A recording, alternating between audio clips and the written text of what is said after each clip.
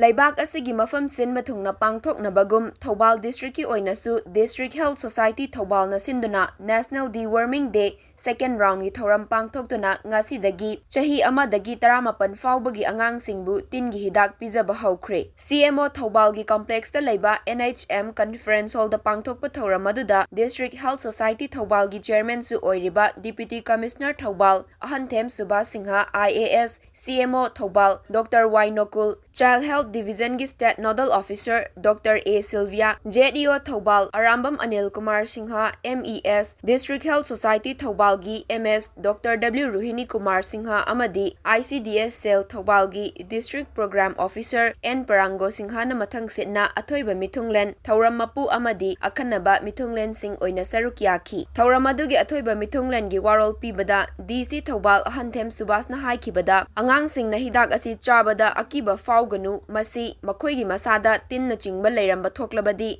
madubu fahannaba amadi angangsingbu masa mawu fana thamba ngamnanaba Government of India na akhanana paikhatlakpa thorang amani maramasina angangsingna tarutanana leinanaba maru oina chaba thakpa taramdaida khutsengna hamdoklaga chabagi hainabi leigadabani haiki ngasigi THOURAM aduda district asigi asa amadi Anganwadi center singi miyoi singsu saruk yaki Pigriba mayamji workers singnasu asagi oigara kenogi oigara magi aigi tobom thokpa yum da changaga angang ji sagraba sadriba kaido ai ngasi da makhangi da sahi se 1 to 19 years ai ko akoi ne am angang apikpagi oina urubada sira aina ngasai kitang engonda doubtful rapodagi ai ZEO da hangjaram bane si higher secondary gi pizabra aina ma di pizai hai ai sa nu pi class 10 ne engonda knowledge laite ba class 10 kagra matungda moje the pizzeria have say class 10 bok the mangal to this school the pizzeria ba 11 12 si pizzeria kairo da magi keno sigi matungina de 19 years po to haibina